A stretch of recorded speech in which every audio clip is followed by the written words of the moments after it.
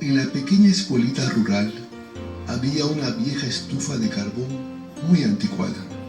Un chiquito tenía asignada la tarea de llegar al colegio temprano todos los días para encender el fuego y calentar el aula antes de que llegaran su maestra y sus compañeros. Una mañana llegaron y encontraron la escuela envuelta en llamas. Sacaron al niño inconsciente, más muerto que vivo, del edificio. Tenía quemaduras graves en la mitad inferior de su cuerpo y lo llevaron urgente al hospital. En su cama, el niño, horriblemente quemado y semi-inconsciente, oía al médico que hablaba con su madre. Le decía que seguramente su hijo moriría, que era lo mejor que podía pasar en realidad, pues el fuego había destruido la parte inferior de su cuerpo. Pero el valiente niño no quería morir. Decidió que sobreviviría. De alguna manera, para gran sorpresa del médico, sobrevivió. Una vez superado el peligro de muerte, volvió a oír a su madre y al médico hablando despacito. Dado que el fuego había dañado en gran manera las extremidades inferiores de su cuerpo, le decía el médico a la madre: habría sido mucho mejor que muriera, ya que estaba condenado a ser inválido toda la vida, sin la posibilidad de usar sus piernas. Una vez más, el valiente niño tomó una decisión. No sería un inválido, caminaría, pero desgraciadamente, de la cintura para abajo no tenía capacidad motriz. Sus delgadas piernas colgaban sin vida. Finalmente le dieron de alta. Todos los días su madre le masajeaba las piernas, pero no había sensación ni control, nada. No obstante, su determinación de caminar era más fuerte que nunca. Cuando no estaba en la cama, estaba confinado a una silla de ruedas. La madre lo llevó al patio para que tomara aire fresco. Ese día, en lugar de quedarse sentado, se tiró de la silla, se impulsó sobre el césped, arrastrando las piernas. Llegó hasta el cerco de postes blancos que rodeaba el jardín de su casa. Con gran esfuerzo se subió al cerco. Allí, poste por poste, empezó a avanzar por el cerco, decidido a caminar. Empezó a hacer lo mismo todos los días, hasta que hizo una pequeña huella junto al cerco. Nada quería más que darle vida a esas dos piernas.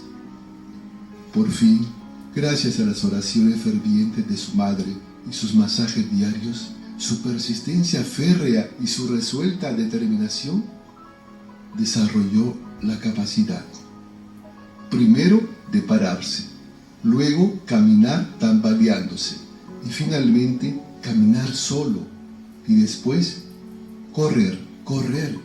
Empezó a ir caminando al colegio, después corriendo por el simple placer de correr.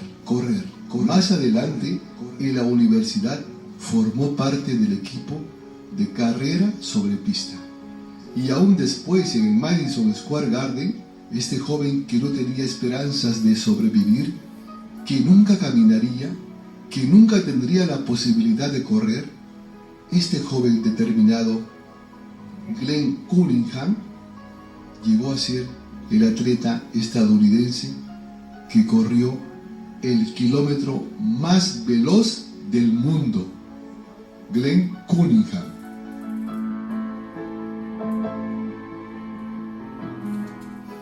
Ten el valor y la fuerza para tomar tus decisiones y ser constante.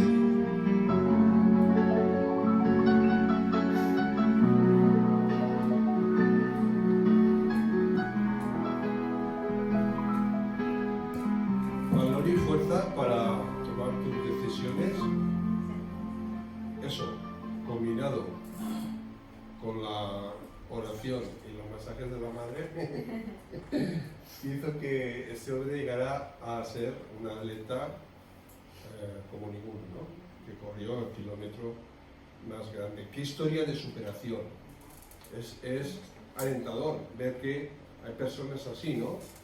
Un niño que le habían dicho que iba a morir. El médico le dice que incluso es mejor que muera porque con la afectada que tenía en las piernas, si vivía iba a tener dolores terribles, no iba a poder, iba a ser inválido toda su vida. Fijaros. No sé si a ti te ha pasado una vez y te han dicho, eso que por lo que estás luchando no lo vas a conseguir. Es imposible. Y luego con oración y mensaje y determinación, el Señor nos da por aquello por lo que estamos luchando. Claro, hay que esforzarse, pero la oración mueve montañas. Es poder de Dios y eso es algo que tenemos que tener siempre muy presente. ¿Os acordáis de lo que hablábamos en el capítulo 3 la semana pasada, el mensaje, el estudio que lo dio Juan? Se hablaba en el capítulo 3 de la carrera espiritual. Por eso he querido poner el testimonio de este hombre. Espiritualmente estamos en una carrera que hay que esforzarse y hay que ejercitarse.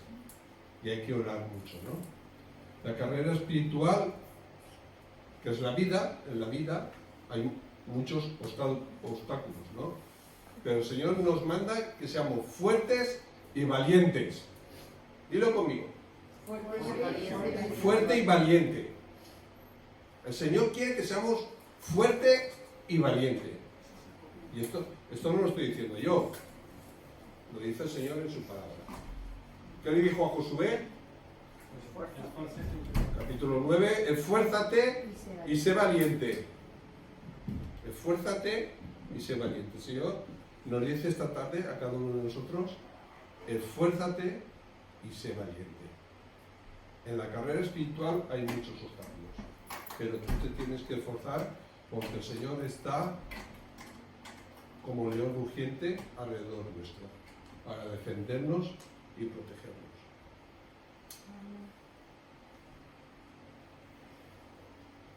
Esta tarde vamos a fijarnos en la victoria espiritual, porque también dice la palabra que somos más que vencedores en Cristo Jesús, ¿no?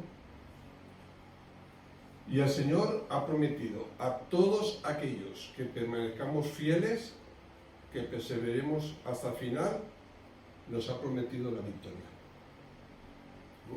Dice en 2 Timoteo 4:8, por lo demás me está reservada la corona de justicia, la cual me dará el Señor, juez justo, en aquel día. Y no solo a mí, sino también a todos los que aman su venida. El Señor va a dar una recompensa. El Señor viene. La profecía nos habla de la segunda venida del Señor. Y si estás esperando la segunda venida del Señor y lo esperas con gozo y te centras en las cosas de Dios, entonces el Señor tiene algo preparado para ti muy especial. Hay una corona de justicia reservada en los cielos para todos los que llegan a la meta en esta carrera espiritual que tenemos todos los creyentes. Y aquí en este versículo de 2 Timoteo del apóstol Pablo relaciona la meta con la segunda venida. ¿Eso qué significa? Que no hemos llegado aún a la meta y por tanto tenemos que perseverar, ¿no? La meta llegará cuando venga el Señor en su segunda venida. Entonces ya llegaremos a la meta, ya descansaremos. Cuando un corredor llega a la meta, ha llegado al final, ha cumplido su misión y entonces ya descansa, ¿no? A lo mejor se está preparando meses, incluso años, para ir a unas olimpiadas o correr una carrera importante, y a lo mejor la carrera, pues si son cortas distancias, apenas duran 1 minuto, 2 minutos, ¿no? Y están entrenándose meses. Pero al final llegar a la meta, lo han conseguido. Y el Señor dice que todos Seremos más que vencedores. Todos, absolutamente todos, recibiremos nuestra corona de justicia. Todo aquel que sea hallado fiel en la venida de nuestro Señor Jesucristo va a recibir una corona. Dice en primera de Pedro 5:4, corona de gloria, otra forma de llamar a la recompensa, ¿no? En Santiago 1:12 dice la corona de la vida. Y bueno, todo esto nos habla de que van a haber recompensas. Y esto nos tiene que animar a permanecer fieles y a esforzarnos. Por eso yo me siento, al leer este texto en Filipenses, yo me siento obligado a preguntarme, ¿yo estoy preparado? Esa es la pregunta que tenemos que plantearnos, ¿no? El Señor viene, la meta está cerca. Y yo cada día, con las señales que el Señor nos ha dejado, las profecías, creo que el Señor está muy, muy, muy, muy cerca. Y tengo que preguntarme si yo estoy preparado.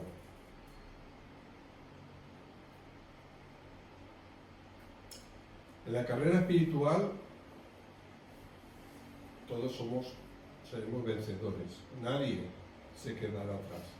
Y el versículo 15 del texto en Filipenses nos habla de los perfectos en el sentido de los maduros, los que hacen las cosas con madurez, con sabiduría.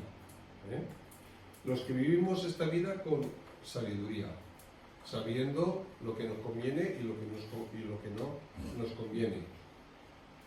Lo que nos conviene, por supuesto, es ajustarnos a la voluntad del Señor y seguir su camino, ¿no? Cristianos maduros que superaron con la ayuda del Señor los problemas y dificultades sin desviarse del camino. Esa es la idea. Aquí hay un versículo, o sea, una traducción que me parece que está buena, que dice: todos los que ya hemos progresado mucho en nuestra vida cristiana debemos pensar de esta manera. A los que hemos progresado mucho, porque uno tiene un progreso, ¿no? Va mejorando como cristiano cada día. Al principio pues, al principio cosas que no me entiende, pero ya con el tiempo lo va superando, va entendiendo y cuando ya no va cayendo en esos errores que antiguamente cayó, ¿no? Y también hace referencia pues, a eso, a la madurez espiritual, que algunas versiones la traducen como la perfección, la Reina Valera, por ejemplo. Pero es un poquito como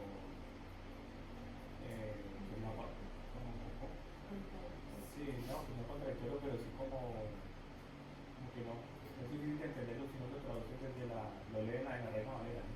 También las otras lo traducen como madurez, como espiritualmente maduros y eso. Sí, exactamente, ¿no? O sea, la idea es de permanecer fieles al Señor. Esa es la idea. De no dejarnos llevar por la corriente de este mundo, por el pecado, por la maldad. La idea es de ser fieles en el camino, ¿vale? A no desviarnos del camino. Esa es la idea. A superar todos los obstáculos con la ayuda del Señor. A buscar la justicia en primer lugar. A vivir para Dios. Vivir para Dios. Y aunque no seamos misioneros, obreros, tenemos que vivir para Dios en las cosas que hacemos diariamente, tomando nuestras decisiones de acuerdo a la voluntad de Dios, potenciando los valores que sabemos que a Dios le agradan y dejando aquellas cosas que a Dios no le agradan. Se trata de esto, ¿no? A someter todo nuestro ser, cuerpo, alma y espíritu a la voluntad del Señor. Yo sé que esto no es fácil. El apóstol Pablo también lo decía, ¿no? Que a veces había un aguijón, algo que le frenaba en este sentido, ¿no? Que a veces nosotros también tenemos nuestro aguijón, pero nuestra lucha tiene que ser incesante para permanecer fieles al Señor, ¿no? Claro, en esto se diferencian los cristianos maduros de los que no son maduros. La gente, los cristianos que no son maduros, algunos que se han convertido hace poquito tiempo, necesitan leche, por ejemplo, ¿no? Nosotros, los que llevamos muchos años en el Señor, necesitamos ya comida sólida, ¿no? En este sentido también los creyentes recién convertidos pues van superando los obstáculos de la vida, van aprendiendo y cada vez pues nos ajustamos más a la voluntad del Señor. Pero lo que no puede ser, no sé si estáis de acuerdo conmigo, que hay creyentes que conociendo al Señor mucho tiempo y siguen cayendo en los mismos errores que cuando eran recién convertidos, ¿no? Hay un versículo en el que dice que no nos creamos tan seguros porque podemos caer. No cae. Eso sí, digamos que uno puede tener digamos así, una experiencia o un progreso, ¿no? Pero no estoy seguro porque a pesar de que uno no puede tener cuidado, puede caer, ¿sí? Entonces tiene uno que cuidarse y no caer. Sí. Así es, ¿verdad? Por medio del Espíritu Santo, el Señor nos hará ver, ¿no? Cuando nos estamos desviando del camino. Lo que no puede ser es que no pongamos freno a eso y continuemos, ¿no? Sabiendo que hay algo en nuestra vida que nos entorpece en la carrera espiritual, en la fidelidad al Señor. Si te estás desviando del camino, tienes que resolverlo. Párate. Piensa en lo que hay en tu vida que te está estorbando y ponle remedio. Pide a Dios que te ayude, que te dé las fuerzas necesarias para quitar eso de tu vida, lo que sea, pero tú lo sabes. Y pídele al Señor que te fortalezca en el poder del Espíritu para superar ese obstáculo, ¿no? Tienes que volver al camino. Si te has salido del camino, tienes que volver al camino. Y si vuelves, el Señor ha prometido en su palabra que te va a iluminar, te va a abrir su corazón y te va a bendecir de una forma tremenda. Porque Él está esperando a que vuelvas a Él.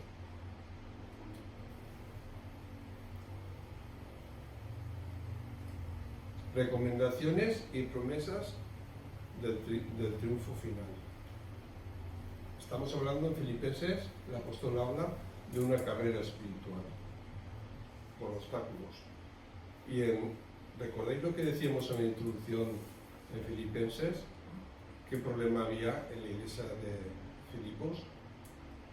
¿Os acordáis?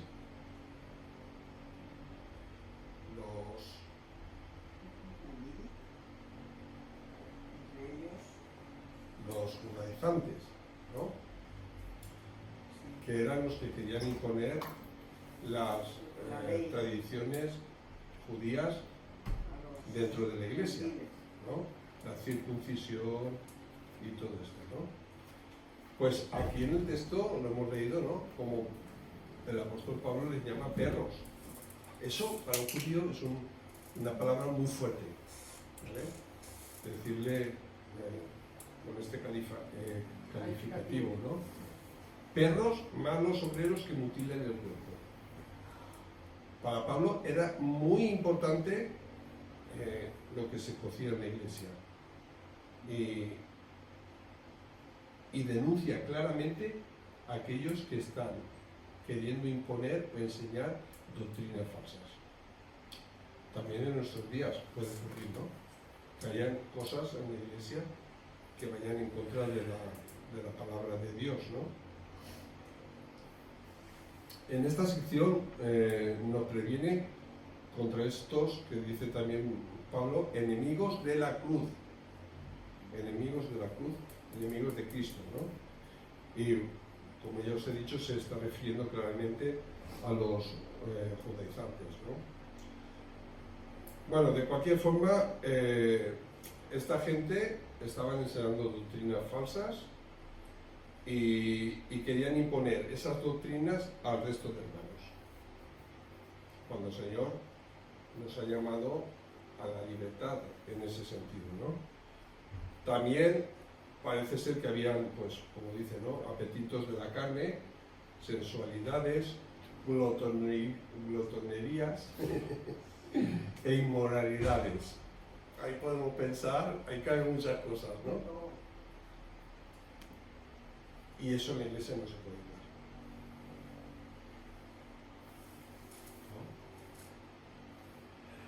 ¿No? Aquí cada uno tenemos que mirarlo, ¿no?, en este sentido. Yo creo que realmente estas personas que practicaban todas estas cosas no eran cristianos, no se habían realmente convertido, ¿no?, al Señor. Dice en el versículo 19, su Dios es el vientre. Su Dios es el vientre. Fijaros que la serie que estamos dando en nuestra mesa los jueves, en la serie Idols, se habla de esto también, ¿no?, muy claramente. Y aquí el apóstol Pablo dice, su Dios, su ídolo, es el vientre, es la comida. O sea, está pensando siempre en la comida. Y se juntan y empiezan a comer. Ese afán desmedido por la comida, la glotonería, dice, ¿no? Dice, cuya gloria es aquello que nos avergüenza. Son personas que sirven a sus propios intereses para satisfacer sus pasiones, ¿no? Bueno, en la serie de Idols, muy interesante que estamos viendo una serie con muchos ídolos, ¿no?, que pueden haber en nuestra vida y cómo lo que dice el Señor al respecto y cómo luchar en contra de eso, ¿no? Pero bueno, aquí aparece este ídolo, el del vientre, la glotonería, ¿no? El versículo 17 dice, hermanos, sed imitadores de mí y mirad a los que así se conducen según el ejemplo que tenéis en nosotros. Claro, eso lo dice el apóstol Pablo, porque él se conducía de acuerdo al Señor, ¿no?, a la voluntad del Señor. Y él podía decir, ser imitadores de mí. No sé si aquí alguien de nosotros podría decir esto, imítame a mí, yo no podría decir esto. Yo sí que puedo decir, imita a Jesús, imita a Jesucristo, que él es nuestro ejemplo supremo. Pero el apóstol Pablo también nos puede decir, ¿no?, que era un hombre entregado al Señor, ¿no? Pero aquí tenemos un ejemplo vivo de un siervo de Dios. Hombres, también en Hebreos tenemos, ¿no?, los héroes de la fe, una lista de hombres y mujeres que tenían un corazón conforme a Dios, ¿vale? Y son ejemplos vivos, ejemplos que... Y hoy en día también tenemos ejemplos de hermanos nuestros que son fieles al Señor, de los cuales podemos aprender muchas cosas. En la iglesia en Filipos estaba Timoteo y Epafrodito. Eran un buen ejemplo para la iglesia. Y seguro que nosotros podemos pensar en hermanos hoy en día en la iglesia que son un buen ejemplo para nosotros, ¿no? Pues eso es lo que tenemos que imitar. Esas conductas es la que tenemos que tener siempre muy en cuenta. Sobre todo el ejemplo de nuestro Señor Jesucristo, ¿no? Pero dice, hermanos fieles, responsables, que se ajustan a la palabra de Dios, a la verdad. Hermanos que buscan realmente el establecimiento del reino de Dios y su justicia. Es a estos a los que tenéis que observar e imitar, a los que andan según el ejemplo que nos dejó nuestro Señor Jesucristo. Dice el versículo 18, porque por ahí andan muchos, de los cuales os dije muchas veces, y ahora lo digo llorando, que son enemigos de la cruz de Cristo. ¿Cuánto daño hacen los que son enemigos de la cruz de Cristo? ¿Cuánto daño hacen los que hablan de más en la iglesia? Los que critican. Los que viven de una forma desordenada, ¿no? Que no son ejemplos, ¿no? Los que no tienen compromiso, los que no son fieles. ¿Y cuánto bien hacen los que son fieles? Los que se comprometen, los que hacen las cosas de acuerdo a la voluntad de Dios. Hermanos fieles, ¿tú qué quieres ser? ¿Fiel al Señor? Vamos a ver, algunos de aquí nos convertimos hace casi 40 años. 42 yo. ¿Yo qué quiero ser? ¿Quiero ser fiel al Señor? Si quiero ser fiel al Señor, tengo que ajustar mi vida a la voluntad del Señor. No puedo vivir como a mí me dé la gana. Yo me lo digo con todo cariño para mí, ¿no? Pero es que la fidelidad va ligada, más bien la fidelidad es el resultado de otro principio que es mayor, que es la lealtad. Porque primero hay que ser leal como a los principios, a lo que se cree, en qué cree. Pero con el corazón se cree para justicia, con la boca se confiesa para salvación. Pero la fidelidad es el resultado de la lealtad. Si yo soy una persona leal, probablemente voy a ser fiel. Si soy desleal, pues también por lo mismo voy a ser infiel. Entonces, si yo tengo un compromiso hacia que lo tengo, por ejemplo, voy a poner el ejemplo simplemente de la alabanza. Si yo tengo el compromiso con la alabanza, ¿por qué estoy comprometido o comprometida? ¿Cuál es la razón? O sea, es por un tema de venir a tocar un instrumento, a cantar o a qué, o sea, ¿cuál es la razón de ser? Entonces, si mi lealtad está ligada a la adoración a Dios porque quiero adorar a Dios, entonces voy a ser fiel al compromiso que tengo con. O en el caso de los matrimonios, o sea, si uno tiene lealtad, pues obviamente, pues la pareja no se pone a buscar amigos o amigas por fuera, porque si los busca, obviamente va a terminar siendo infiel. Entonces es un tema de lealtad. Sí. ¿Qué queremos ser nosotros? Bueno, pues hay que esforzarse en ese sentido, ¿no? El apóstol Pablo dice que, lo decía llorando, porque hacían daño a los hermanos que él tanto apreciaba, que él tanto los amaba, ¿no? Dice que estos ejercían una influencia hacia los que les escuchaban, impedían que personas que mostraban interés en el Evangelio se convirtieran. Fijaros qué fuerte es esto. Y yo lo he vivido esto, Yo lo he vivido. No sé si vosotros lo habéis vivido, pero una persona así en una iglesia, esto es terrible. Personas así, ¿no? Que ejercen influencia en los demás negativamente, para mal, por vanagloria, por querer subir puestos o por querer, ¿no? Yo lo he visto y es algo terrible y tengo que confesar que yo también he llorado a ver esto, sobre todo de impotencia de no poder hacer nada, pero es algo terrible, ¿no? El versículo 18, ¿no? Esto, claro, no quiere decir que en la iglesia la mayoría eran así, ni mucho menos, pero que había muchos así. Qué tremendo, ¿no? Pablo lo recrimina en muchas ocasiones y en esta última ocasión, aquí Filipenses llorando porque el resultado, la influencia que ejercían era muy mala, en el sentido que mucha gente que iba y estaba escuchando el Evangelio, al final no daban el paso de fe, se sentían decepcionados y abandonaron la iglesia. Eso es un verdadero problema en una iglesia, ¿no? Que ocurra eso, ¿no? Bueno, Pablo llora, dice que está llorando al ver esto, movido por el amor que tiene a la iglesia, por el amor que siente hacia los filipenses. Y llora pensando en los que son, lo que él dice, enemigos de la cruz, que están intentando seducir a los miembros de la primera iglesia que se establecía en Europa. Filipos fue la primera iglesia, ¿no?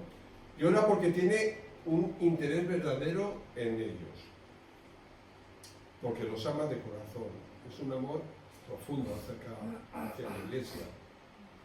Y bueno, yo me vuelvo a preguntar, ¿Paco tiene ese suficiente amor hacia la iglesia, hacia los hermanos, en este sentido? Yo creo que uno de los secretos del apóstol Pablo como misionero fue que él tenía un amor genuino, verdadero. Y como amaba de verdad, de corazón, por eso tuvo el éxito que tuvo. No le dolía, no le importaba. Estaba dispuesto a sacrificarse por los hermanos. De hecho, se sacrificó, ¿no? Se entregó en alma y cuerpo por los hermanos.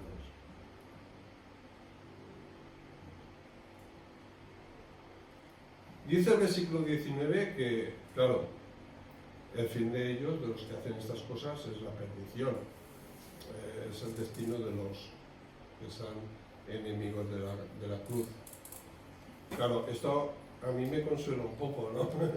El pensar que hayan personas así dentro de la iglesia y ver la impotencia de no poder hacer nada, pero que el Señor sabe que el fin de ellos es la perdición. Eso lo dice el Señor en su palabra, versículo 19. Esto es el destino de los enemigos de la cruz. Todos los que estén en una iglesia actuando de esta forma, pues su destino es la perdición, ¿no?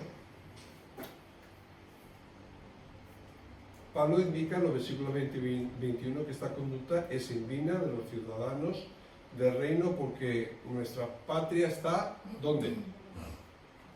Nuestra patria, ¿dónde está? No somos ciudadanos de este mundo, somos ciudadanos del cielo. Nosotros estamos en este mundo de paso. Jesús dice, voy a preparar un lugar para cada uno de vosotros. Y donde yo voy, vosotros estáis conmigo. Qué promesa más maravillosa, ¿no? Esta es la promesa del Señor Jesús para ti y para mí.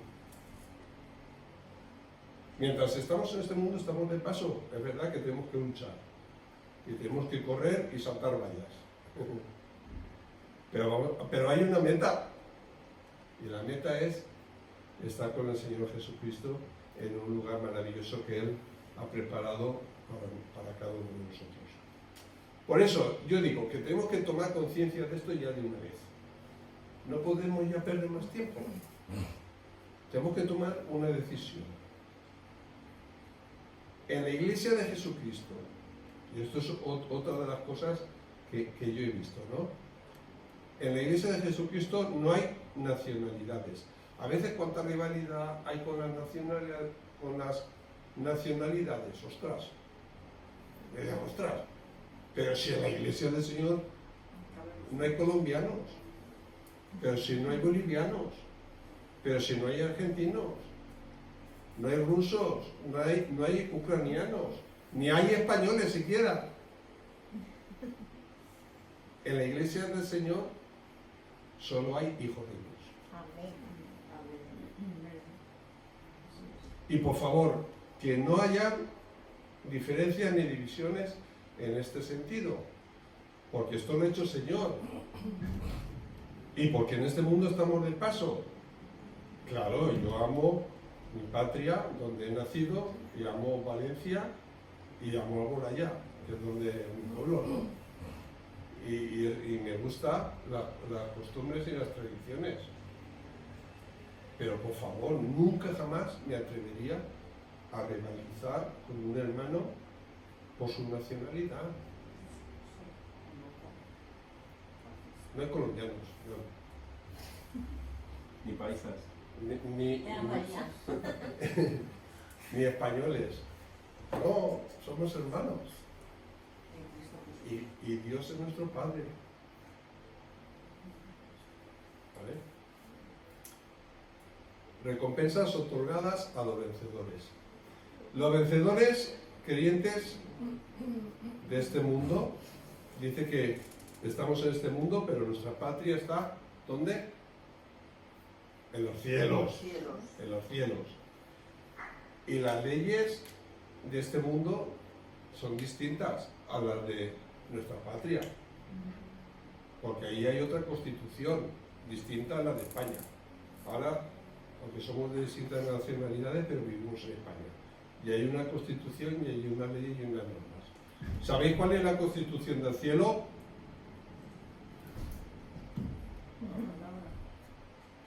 La Biblia. Y las normas son distintas, muchas veces, ¿no? Aquí, por ejemplo, se permite el aborto. En el cielo no. Según la constitución de Dios, yo entiendo que no. Y otras muchas cosas que podríamos poner, por ejemplo, ¿no? Pero nosotros no somos de este mundo, somos ciudadanos del cielo. Si nos ajustamos a la constitución divina, vamos a tener una recompensa. Vamos a recibir la recompensa. La palabra de Dios dice que los verdaderos cristianos han nacido de lo alto, no de este mundo. No dice de carne ni sangre, sino del Espíritu. ¿No? Entonces, en cierta forma, claro, vivimos en este mundo, tenemos que someternos a las normas y a las leyes de este mundo, pero hay una constitución por encima, una ley superior que es la de Dios, que es nuestra norma de vida, ¿no? Por tanto, nuestros intereses deben estar ¿dónde? ¿Por qué tenemos que luchar por las cosas de Él?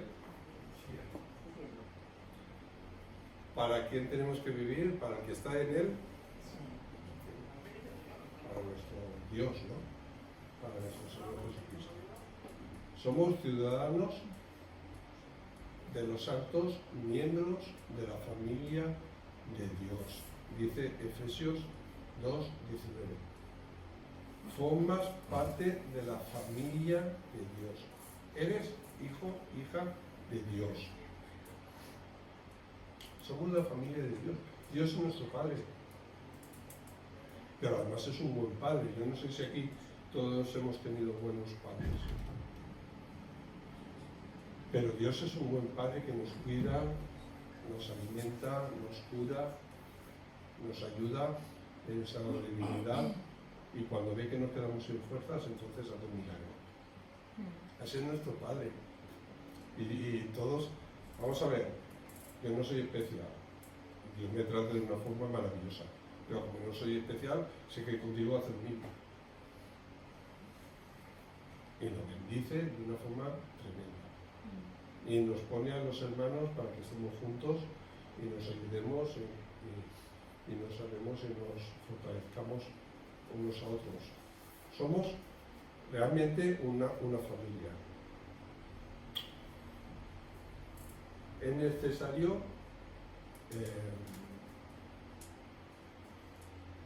creer en el Señor, recibirle como Salvador en nuestras vidas,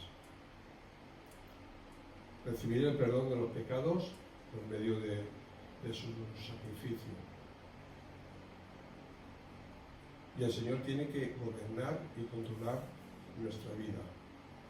Es necesario buscar primero el reino de Dios y su justicia.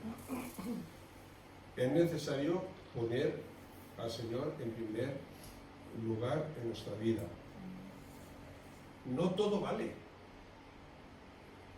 No todo vale. En muchos textos de la Biblia leo que el Señor quiere que muchos se salven y que Él da la oportunidad a muchas personas, pero cada uno tiene que tomar su decisión, ¿no? Y tenemos que prepararnos. Nuestras decisiones si quiero estar preparado o no quiero estar preparado. Imagínate en la corona de vida. ¿Qué puede ser eso? La corona de gloria. ¿Qué pensáis que puede ser? Sí. La corona de la vida. Una corona de gloria.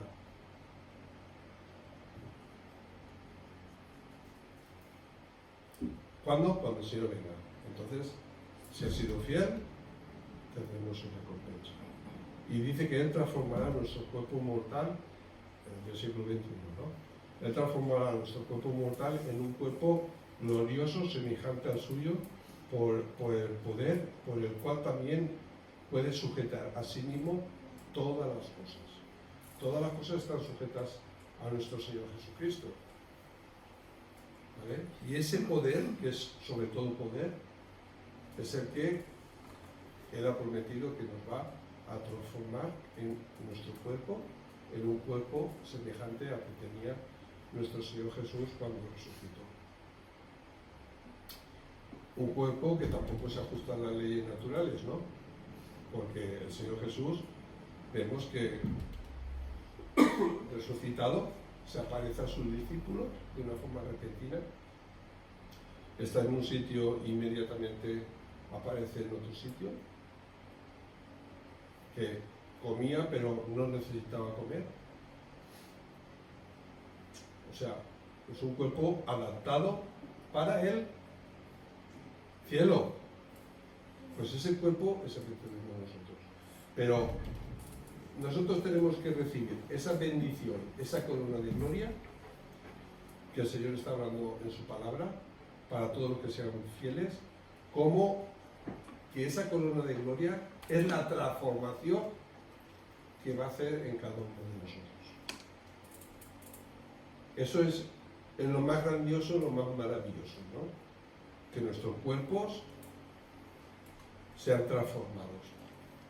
Nuestros cuerpos ahora con achaques, con enfermedades y todo, sean transformados.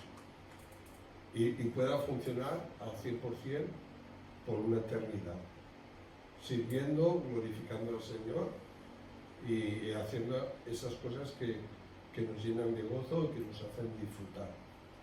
En el cielo nadie estará de brazos cruzados. Todos tendremos algo que hacer, ¿no?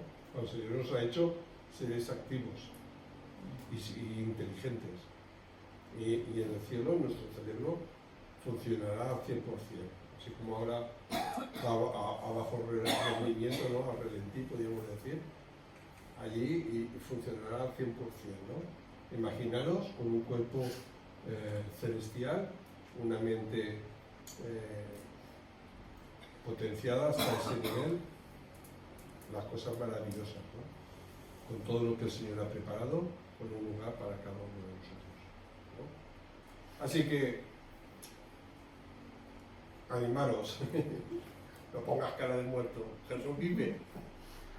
No pongas cara de muerto, Jesús vive. Tenemos que gozarnos en el Señor, esforzarnos, pero saber que hay una recompensa, y esa recompensa vendrá, aunque por un poquito de tiempo tengamos que pasar por aquí alguna dificultad, ¿vale? Nunca nos vendrá nada que no podamos superar, porque el Señor no nos va a dar ninguna prueba que no podamos soportar, que no podamos superar. Nunca. Así que no pongas cara de muerto. Habrán pruebas, habrán dificultades y lo vamos a pasar mal. Y a veces nos vamos a tener que levantar a las 4 de la mañana para orar. Claro que sí. Y utilizar los recursos y la armadura de Dios que Dios nos ha dado. Pero somos más que vencedores. Somos más que vencedores. Y al final vamos a tener la recompensa. ¿De acuerdo? Bueno, pues que el Señor nos ayude en este propósito que tenemos de seguir en el camino, siendo fieles, avanzando, superando obstáculos, porque la meta está cerca, está ahí aguanta. ¿De acuerdo? Sí. Vamos a darle gracias al Señor. Señor, gracias por este rato, gracias por tu palabra, por la enseñanza que tenemos en Filipenses. Señor, te pedimos que tú apartes de la iglesia, también en el Distrito 13, de aquellas cosas que no te gustan, Señor.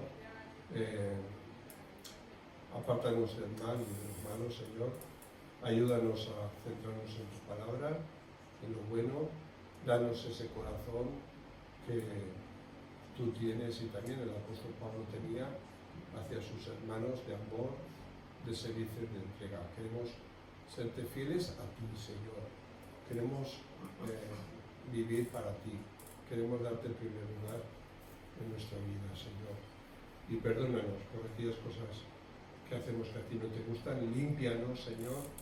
Y gracias por todas esas promesas de bendición que tenemos reservadas en los cielos para cada uno de nosotros. Muchas de ellas que ya las podemos disfrutar aquí en este mundo. Gracias por este rato y por que tú estés con nosotros. En el nombre de Jesús. Amén.